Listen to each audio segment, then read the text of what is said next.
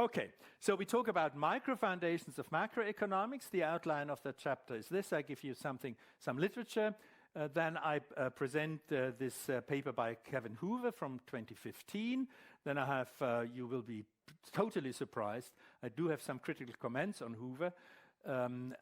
First, the literature.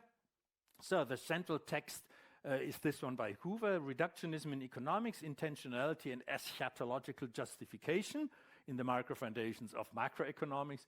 And probably you said, what is this supposed to be, right? Yeah, you're all atheists, well, some of you. Okay, then we have supplementary text. I'm going to explain it to you. We have supplementary text. Hoover has written on that topic for decades. I in different seminars, I tried out different texts. So it seems to me that this 2015 text is the best suitable for teaching, also here in a lecture class. So another one, an older one from 2001, does macroeconomics need microfoundations? Which is a very provocative question. And again, our old friend Horstman appears here again. Of course, he has edited this book. And then here's another one, 2009, Microfoundations and the Ontology of Macroeconomics. Here's again a term where I see ontology of macroeconomics. What's that supposed to be? Okay, it's in the Oxford Handbook of Philosophy of Economics, so it must mean something. And here we have another two, well, we haven't treated them, Kincaid and Ross. They're both from South Africa and are excellent philosophers of economics. Then I have additional, well, unfortunately, I can't be modest here, an additional article. I've worked for many years in reduction issues in different disciplines. And what I give you here is an article of mine on epistemological reduction in biology. And the point is the situation of biology vis-à-vis chemistry and physics is very similar to the situation of macroeconomics versus microeconomics. It's just you try to understand a phenomenon of something complicated in terms of its parts. And that's very similar. And therefore, if you want to read that, you can read that, where I talk about intuitions, explications, and objections. Okay, and another article, this is unfortunately in German, Reduktion und Emergenz. This is in a handbook of philosophy of science, where I show all these different meanings of reduction and emergence, which is a correlated term, but it's in German, so you may read it.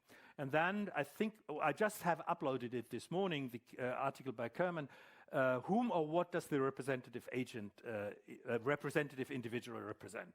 It's a very important article, I think. You seem to be familiar with that. Anyone familiar with that? That seems to be, Hoover refers to it, and I think this is a very useful article on this matter. Okay, so I'm going to present to you now Hoover's article, Reductionism in Economics.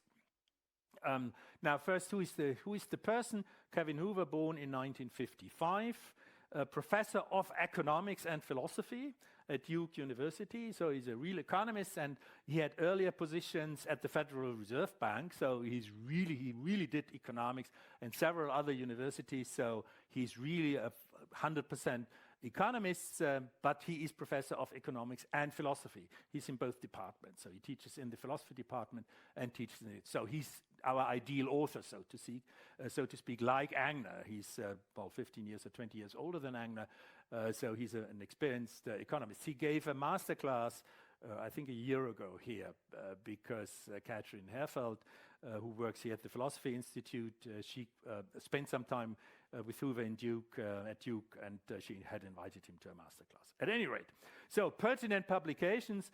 The New Classical Macroeconomics, a Skeptical Inquiry from 1988, Oxford, Blackwell. So wonderful. Causality in Macroeconomics, a rather technical book. Otherwise, I would have loved to use it.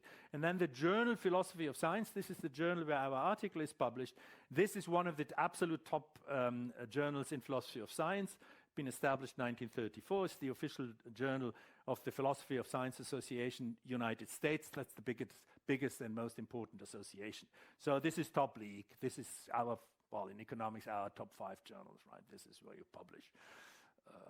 Try to publish. Not everyone is successful. So he was successful with this article, so we can anticipate this must be a splendid article. All right, here's the outline of the article. He speaks about reductionism and the practice of macroeconomics, so we've got to first understand what reductionism is. Then he speaks about the problem of microfoundations in the origin of macroeconomics, so we go back some 50, 60, 70 years or so. Then he speaks about intentionality and causality. These are terms we are already familiar with, and we know they're a little tricky, especially their relationship. And then he speaks against, writes against eschatological justification. If we don't understand what that is, we are also against it, sure. And at the end, we have a recapitulation. So let's start. So he's trying first to explicate somehow what we should think of when we talk about reductionism, and his view, or what he thinks, well, one view of reductionism, apparently an important one, is that there are more fundamental and more specialized sciences constituting a chain of dependence. So we have a chain of dependence of different sciences, and if you look with that arrow equals to reduces to, for example, it would be that macroeconomics is dependent on microeconomics, or reduces to microeconomics. Microeconomics reduces to psychology.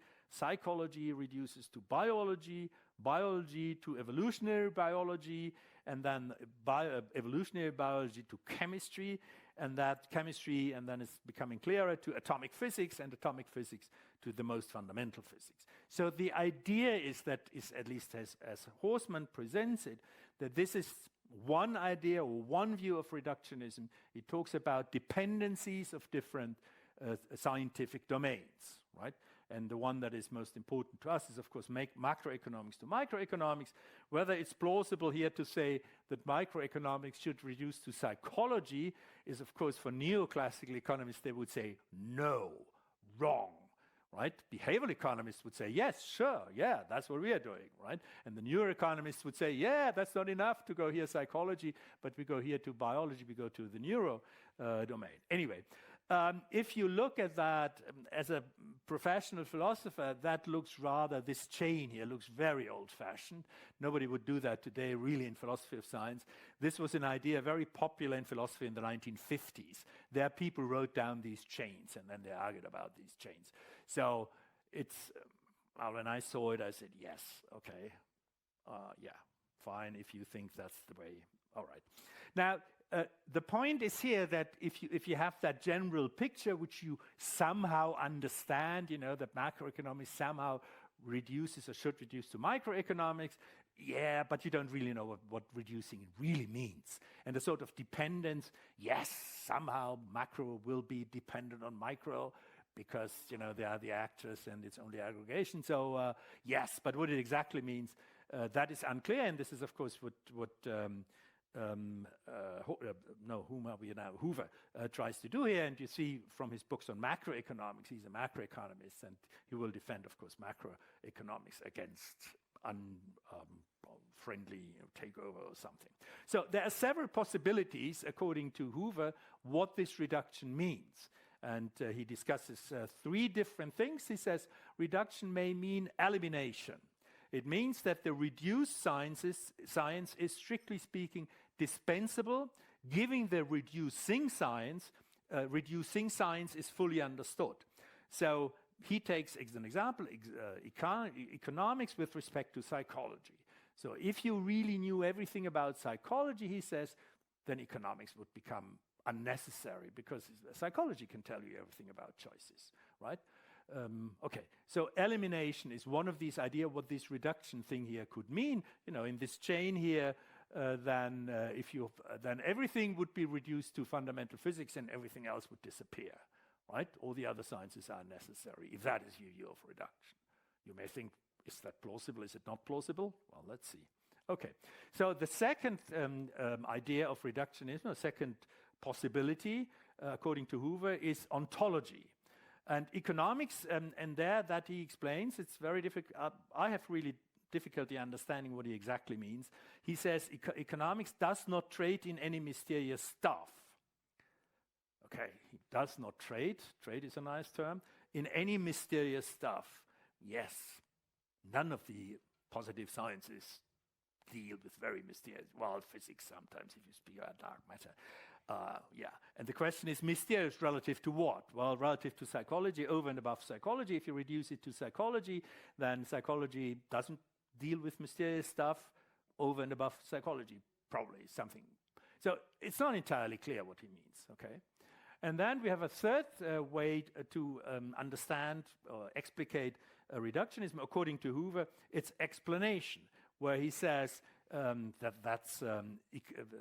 he explains economic concepts are not eliminated, but psychology explains why they are what they are, is the idea. And how can psychology explain why they are what they are? So the why, according preferences, for instance. I don't fully get it, what that should be. But somehow, you know, psychology, the underlying reducing science, has somehow explains to you what these concepts that are used in economics. And the explanation does not lead to an elimination. You just understand them better. This is the idea of a reducing science. So the point is, of course, here that you have a contrast between this one, it's not eliminated, versus this one. This is an elimination. So we have an exclusion here, and B is something. Does it really fit in here? I don't really know. We'll see that. I shall comment on this classification later. I think the classification is very strange, but you'll see that only after some preparatory steps then. Okay. And what he does then, Hoover says, is I reject A for pragmatic reasons, because psychology is yet underdeveloped. So elimination of economics by psychology, that is no option, and just for the reason that psychology is underdeveloped, so that's not interesting to talk about that. So elimination is out of the window. Then B is somehow accepted, where he says the ontology economics does not trade in any mysterious stuff. And then the question is, well, if he takes that seriously, that would mean that this reduction ladder or reduction chain that ends in fundamental physics. And I wonder how inclined economists are in talking about economics in terms of quarks and strings and fundamental fields and that stuff. So it's difficult to say, okay. And he accepts C. He says the role then of these underlying sciences is that the concepts of the science that is one level up, then the concepts are somehow explained, made plausible, but they're not eliminated. Okay, right. However that works. Okay, let's see. All right. Now, the question is then asking is a more restricted question, namely the reduction of macroeconomics to microeconomics. So this was only the introduction, where he speaks very, very generally, and as I said, a little in an old-fashioned way. He speaks about reductionism, and now he comes to the real topic, namely the question: what is the reduction? What does the reduction of macroeconomics to microeconomics mean, and what is intended by that? Now, he thinks that most economists believe that there is a reductive dependence of macroeconomics on microeconomics, and the common term is microfoundations of macroeconomics. May I ask you, how many of you have really experienced that term, microfoundations of macroeconomics, in your classes? Has anyone used that? You have heard it in macroeconomics? Okay, but it's not a standard term, because I hadn't seen it in the literature I read. This is a way how philosophers speak. You know, this is typical that they speak about microfoundations of something, right? Okay. Anyway, it's not a bad term. I mean, it's plausible that you say, okay, we have here this level of aggregation, and the aggregation is over the individual agents on the micro level, the firms, individuals, and so on and so forth. And then you can say, okay, if I want to understand the macro level, then it's a foundations in the micro domain, right? This is plausible. Okay, so we can accept that. So the important point is now that a reduction of the macro level in terms of an agent-by-agent account is not feasible, That's quite clear. If you have an economy, even a small country like Switzerland, if you want to understand inflation rate in 2018, you can't go to every single actor and look what they were doing. It's just impossible. But somehow you say, yes, this is the inflation rate is nothing that's beyond what the actors were doing. So the actors were really also the actors that brought to effect this inflation that produced this inflation rate. But of course, it can't be agent by agent and agent by agent account. So most reductive work is done in terms of a representative agent whose decision problem stands for the whole economy. This is what he says. This is the standard way, or the most the way that's most used in macroeconomics in terms of a representative agent, and he is critical about that.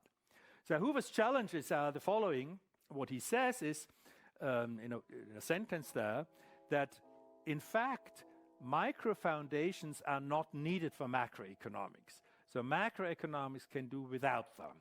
This is, as far as I can see, a minority position in macroeconomics, but this is his position, and we'll see what his arguments will be. Then what he says, representative agent models do not provide microfoundations. They may be useful for whatever purpose, but they are not providing microfoundations. This is not what representative agent models really do, whereas the consensus, or at least majority position, seems to be that they do it. And even worse, representative agent models are not even a step towards microfoundations. That doesn't work, is what he claims, and this seems to be the practice of macro economists. Then he claims, and this is now his own positive position, an explanatory, non-eliminativist reductionism leads to an autonomous macroeconomics. So he believes that some sort of reductionism is useful, non-eliminativist, meaning that it doesn't try to eliminate the macro level, and that the result is then that macroeconomics is in some sense autonomous, right? Independent of microeconomics. This is, again, probably a minority position. The majority of macroeconomists will say, no, wait a minute, there must be some anchoring in the micro level, otherwise we don't know really what's happening in the macro level, and we discuss that in a minute then in more detail. Let's make the break here, 5 minutes or so, and then we'll continue. All right, let me continue with my presentation of Hoover's paper. After these challenges, which are his program in the paper, he then continues that he says that the argument proceeds in 3 stages. And then when I ask myself, what does he mean, which argument, then it seems to be that he doesn't mean his argument for these 4 challenges, but he means historically the argument, the discourse about the microfoundations of macroeconomics. Anyway, whatever, the stuff that he's telling us is interesting. And what he says is, and these are, so to speak, structural problems that any sort of reduction situation creates. He says that the microfoundations were long sought with a top-down strategy. Right? You can, if you want to connect the macro level with the micro level, you've got 2 principal strategies. You can try to come from the top and look down. Can I connect it from top down, or can I connect it from bottom up?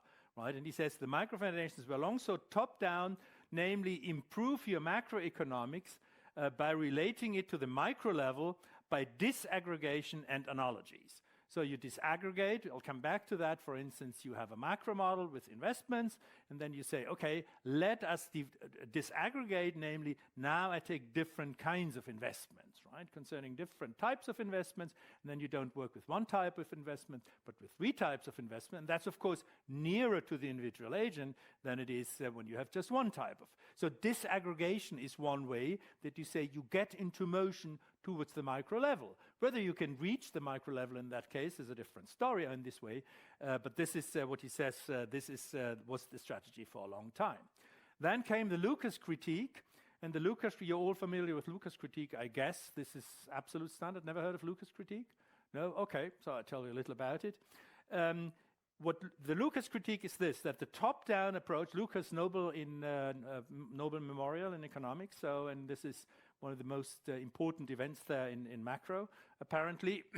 The top-down approach is incapable of integrating necessary elements of the micro level. This is the point of the Lucas critique. So if you use that strategy by macroeconomics, you just disintegrate, make your models more complicated, right? You just add equations. For one variable, you add then 2 more equations because you cut it up in 3 different variables, right? This is the bottom line.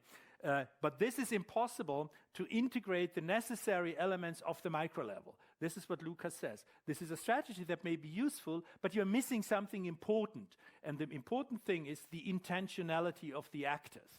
You do not get this intentionality of the actors by disintegrating, because you are making, so to speak, macro a little more differentiated, a little more subtle, but you do not get, by this strategy, by cutting up macro variables in sub-variables, you do not get the intentionality of the actors in the macro level. And therefore, what you need is, I come back to that, why Lucas thinks though, and why Hoover takes that up. Therefore, a bottom-up approach is needed, what Hoover calls radical reductionism. Meaning that you say, okay, we don't go top-down, but we start with the actors and then try to generalize somehow from the actors' behavior to the macro level. In physics, by the way, you find both strategies. Also in biology, this is just people are very opportunistic, scientists are very opportunistic. If you confront such a problem, macro, you just look what's working, right? And people try different things. So this is quite normal for economics if you compare it with other areas like also chemistry or biology or physics. So this is quite okay. So the point is, have that in mind. It may be, and the Lucas critique was enormously influential in macroeconomics. This is at least what I learned. This is the point is that you say this strategy doesn't work in the end because we're missing something. And now the problem is, of course, if you say, okay, if we need the micro level, so to speak, from scratch, then an agent-by-agent approach is not feasible. And then we got to have some workaround, and the workaround is the representative agent models. And there you say you represent or simulate the aggregated microeconomics by one or few optimizing agents that behave as microeconomic agents, but they are somehow representative of all that stuff that's happening in the micro level. But as you have the properties of agents in it, because it's a representative agent, you transport, so to speak, the intentionality to the macro level. That's the idea, right? And if Lucas is right, that you need some of the aspects of the intentionality of the agents, and you can't do it agent by agent, you're going to find some trick to integrate that agent stuff, that it informs then the macro level. That's the basic idea. And the problem is that, again, it's a very general sort of thing. Once you have this situation of macro versus micro, be it in sociology, in biology, in chemistry or physics, you've got the very similar situations and you've got similar strategies in the different sciences. So this is the point. This is, I think, very clear what he means there, and also that the problem is nicely exposed, that we see what economists are dealing with here. Now, what he now claims is that many economists maintain that the representative agent model is a first step toward a detailed microfoundational model, right? That you say the detailed microfoundational model would take into account really all the actors, but you can't do it one by one, but a step towards that ideal would be then the representative agent model. This is what he says many economists believe, and this is what Hoover calls the eschatological justification of the representative agent model. Eschatology is the part of Christian theology that deals with the final events of history, right? With the final day, this is part of Christian belief, and that's called eschatology. And therefore, what he says is what he means. Well, I wouldn't have used that term because, well, it looks fancy. So if you want to be cool, really, then you may use the term. Also at parties, perhaps. Anyway, so he uses that term. What he wants to say is that the representative agent model is defended by these people by the ultimate goal that will be reached with this strategy. Right? And this is what Hoover is critical about. He says representative agent models may be fine, but don't misread them as these steps to a fully bottom-up strategy. This is just not right, and we'll see how he's going to argue. So he says by the representative agent model, you do not get this strong connection between micro and macro that you would love to have, because you want to anchor macro in micro because the real action is at micro and the rest is dependent on it because it's only the result of aggregation. Okay. So the problem of microfoundations in the origin of macroeconomics is his next chapter, and there he tells us that in the beginning of macroeconomics in the 1930s, microfoundations were not really discussed because interest was in the practical applications of macroeconomics. So people were happy having the macroeconomics, and they were eager to apply it in the political context. However, from the 50s on, macroeconomic analysis was seen as an engineering problems with two goals. And there is Lawrence Klein, the central figure. This is now his historical sketch, what is happening there. And apparently it is Lawrence Klein who suggested that one should disintegrate models, for example, investment, as I said already, investment into different types of investment, and that leads to greater articulation, how Hoover calls that, and more equations, of course, because if you separate from one variable, you make 3 out of them, then of course you need 2 more equations, that the whole thing is determinate. So this is the idea that happened in the 50s, this more and more detailed macroeconomic analysis, of course, in the direction towards micro. And then models were seen as instruments for policy to realize certain targets. Of course, this is the idea of macro models in many cases. So this was the situation in the 50s. Then came the Lucas critique, I think in the early 70s, if I remember, 76 or something, Lucas critique, and that is the following, and that's a very interesting argument that seems to have is now very firm embedded in economics. The intentionality of individuals is related to the policy of the government. Right? So the intentionality is of individual actors, firms and individual actors, is related to the policy of the government, and therefore relationships embedded in aggregate economics are not invariant to policy actions. So you generalize, you build a model, a macroeconomic model, and you're happy with it because you get some good predictions. And what the Lucas critique says, this model, the validity of that model, is dependent on certain government policy, because the government policy influences somehow the macroeconomic agents, firms and agents, and therefore it's not invariant to policy change. So you've got a variable there that's just kept constant, namely the policy. Once you change that variable, then of course your model won't work anymore, right? Because you don't have a space there, a dummy for this variable, because you just set it constant, you don't even see it. That's the Lucas critique that seems to have been extremely influential. And one should be a little more careful, and we have again the same situation that I criticized already in Horstman, about constraints and belief in constraints. That's the same here again. It's again and again one. I think it's useful to be very careful here and pedantic. It's the individual beliefs about present policy actions and anticipations of future policy actions that influences the action of the individuals. There is no direct causal links of what happens in the Bundeshaus there than to the individuals, but it's their beliefs. And if they have wrong beliefs about these policy or wrong anticipations, that influences what they are doing, right? So it's very important to have that difference between the real thing and the beliefs in the real thing. And we'll see that later. That's fundamental also for it will be fundamental for criticism of Hoover's ideas. And the idea then is that models need microfoundations that take care of individual microeconomic decisions, and then macroeconomic models should be built bottom up. This is Lucas' critique. So if you omit from the macroeconomics these ideas of the individual actors, their present ideas, their beliefs about policy, and their anticipations, then you are vulnerable to a change in the policy, or at least if I be very careful now, in their beliefs and anticipations, because then, of course, macroeconomic changes and your model can't represent that. Hoover sees that this program is radically reductionistic. It is trying to eliminate an autonomous macroeconomics.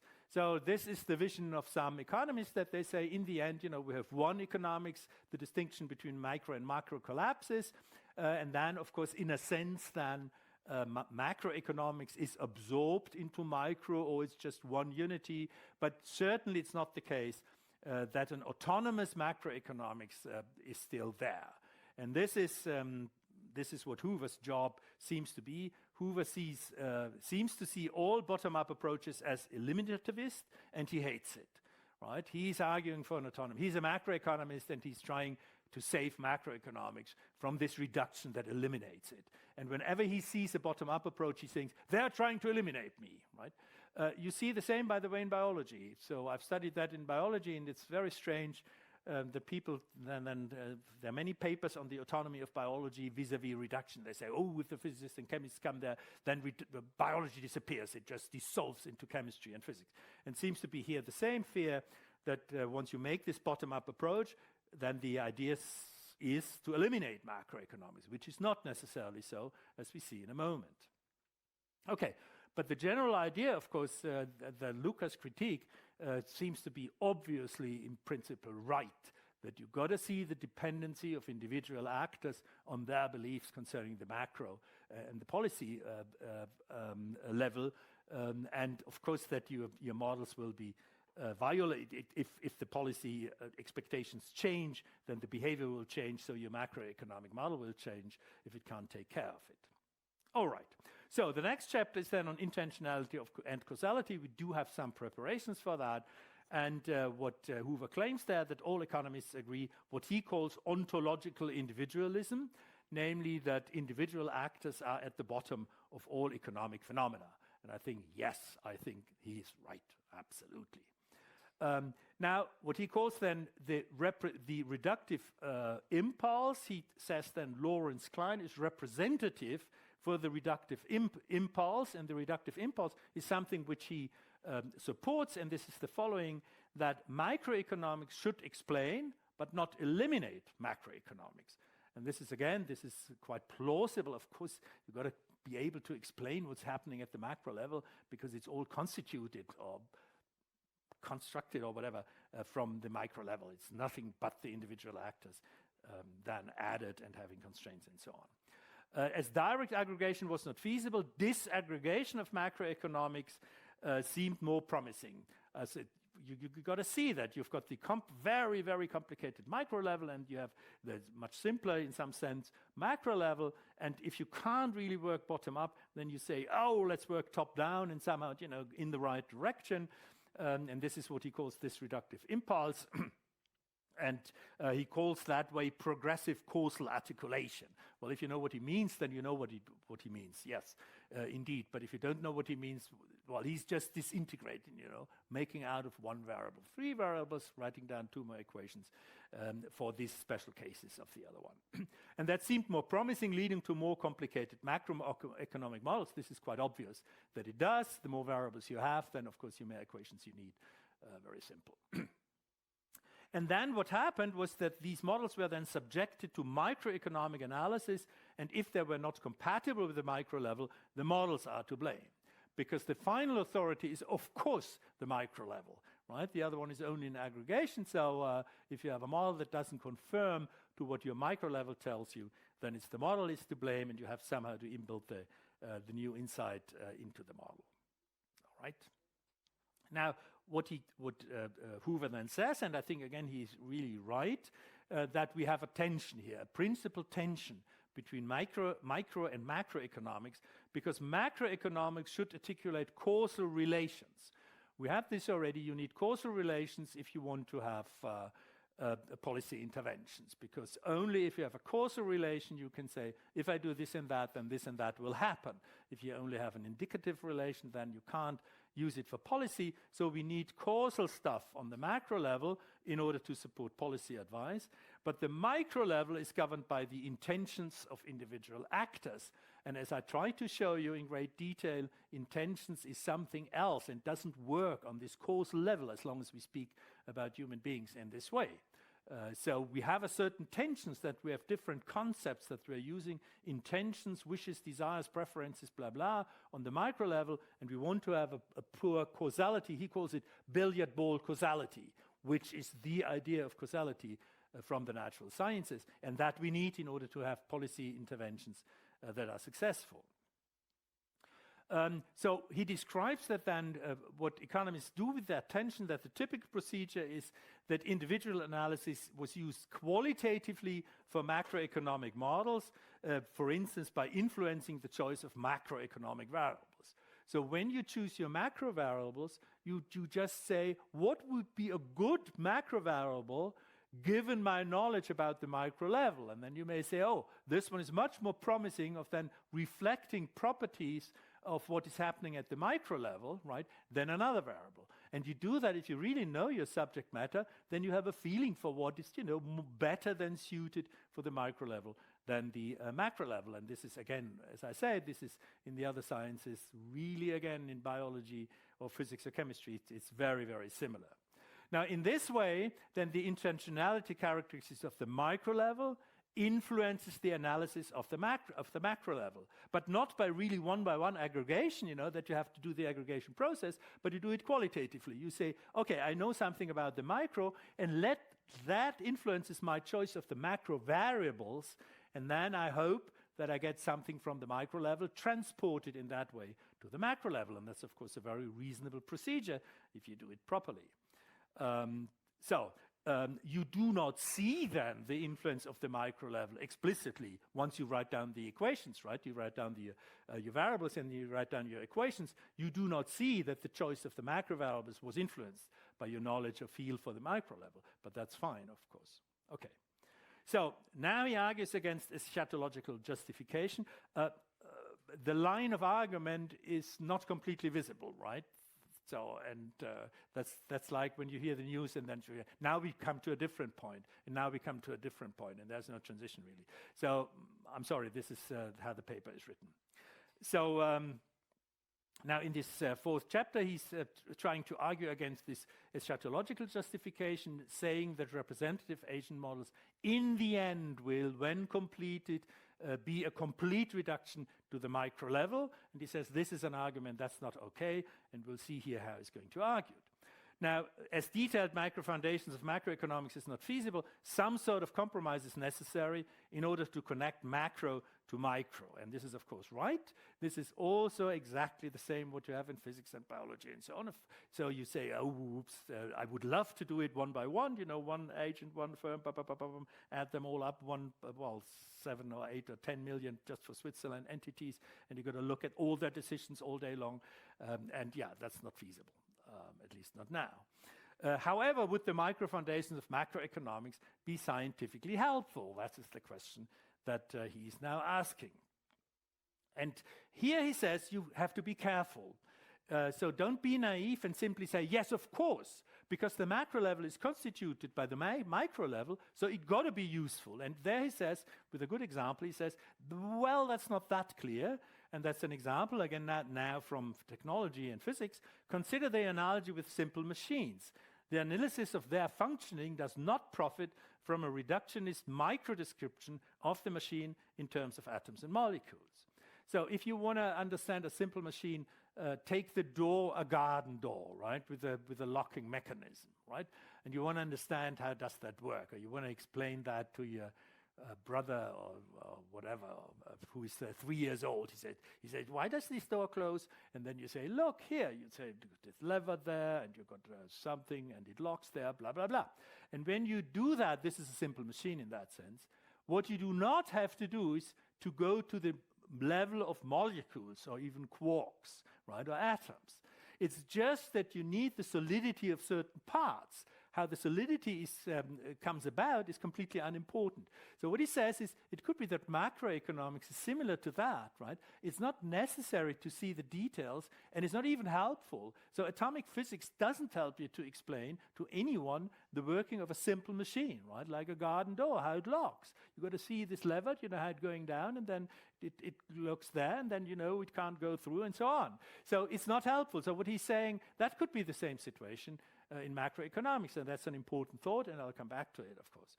And this is because the laws governing the larger parts of the machine are independent of their particular microstructure of these simple machines. Interventions, meaning the use of machine, can be planned and performed in terms of those larger parts. So if you want to intervene with that garden door, meaning you want to open it, You don't need atomic physics for that, right? You just got to know, oh, okay, I can pull that lever, whatever, do, and then it opens, right? And this is the analogy. It's not helpful there to have the whole micro story, and this is what he says there. This is the same situation in macroeconomics. And this is what he said. There are similar cases in economics, for instance, those involving the general price level in analogy to the simple machines. The recourse to microeconomics fails to provide the resources to evaluate macroeconomic concerns. This is, of course, the macroeconomist speaking, right? Who is staying on the macro level, trying to build good models, and then telling you, look, yeah, we do have some of these, like these simple machines, right? We have some plausibility why we can write down these equations for the macro variables and why this is a good model. And look, and it's not helpful to go down one level or to go down to the micro level. This is just, we are good microeconomists. We know how to do that. And again, you have the same in physics. You have it in thermodynamics. You don't need statistical mechanics all the time. You have it in classical genetics. You don't need the molecules all the time, and so on. So this is quite a typical. You have it in chemistry as well. You don't have to go to quantum mechanics for every little thing. So this is a situation that you have a sort of practical autonomy. You can work on the aggregated level, and it's not even useful to go down to for all cases. For some cases, of course, it is, but for some cases, not even useful. And this is what Hoover says, and this is, of course, in principle, a good argument. Now, this seems to terminate his argument that microeconomics is not really in need of microfoundations. This is just my insertion because then the section continues in a way, with a different topic, so to speak. So what he says then, many macroeconomists insist on microfoundations. That seems to be the trend today. I talked with Ernst Fehr recently about that, and then he says if you want to go to the top journals, you have a macro model, you got to somehow anchor it in the micro level. You don't get it published these days. I can adjust it, but Ernst Fehr certainly does. So now the problem that we have is an agent-by-agent reconstruction of the economy is not feasible. We know that. This is substituted then by the representative agent models or heterogeneous agent models. It's not only one, you know that, but that is just, the further causal articulation or the further, breaking down a disaggregation on the macro level, on the way, hopefully, as Hoover describes it for some people, on the way to a even more detailed than complete description of the micro level. Now, what he said, Hoover says, the latter, this representative agent strategy, is seen by its defenders as an intermediary step to a full and eliminativist reduction of macroeconomic to the micro level. So this is Hoover's enemy, the elimination of macroeconomics. As I said, find the same in biology. Chemistry now hasn't that fair anymore, but they used to have that fair also. So it's an intermediate step. And then he notes that, I'm grateful for that, in footnote 15, that a referee suggested that advocates of representative agent models take empirical success as the warrant of their models, right? And not the success concerning this eschatological argument that in the end this will lead to a full micro reduction. And this sounds completely plausible to me because people have, what I see in other sciences as well, people have very different sorts of motivations. So some people playing around with some sort of reduction have very different motivations from other people playing around with the same reduction. So one may say, oh, this is a wonderful step down towards the micro level in the end, and others say, no, we just get a better model, damn it, right? I don't care about this micro stuff, right? I'm a macroeconomist. So you have many, many different temperaments and research agendas in people, so it sounds completely reasonable or plausible to me what this referee said, and that Hoover here is possibly overdoing his case a little. Because of the reference to a supposed final goal in the future, Hoover calls this argument an eschatological justification. This is what he's saying, right? And Hoover wants to fight that and says this is just not a very good thing. Now, and he objects now to the eschatological justification of the representative agent model on various grounds. Again, if I take that seriously, what this referee said, Hoover is overdoing his case a little, or exaggerating, that there are macroeconomists working with representative agent models who do not have in mind the elimination of macroeconomics or the complete reduction to the micro level. As I said, I mean, people use different research agendas or the same research agenda, partly for very different reasons. You find it also in biology and physics. It's everywhere the same. One shouldn't underestimate the variety of individual scientists working in the same area, even with the same model. They may have different ultimate goals, if they have ultimate goals.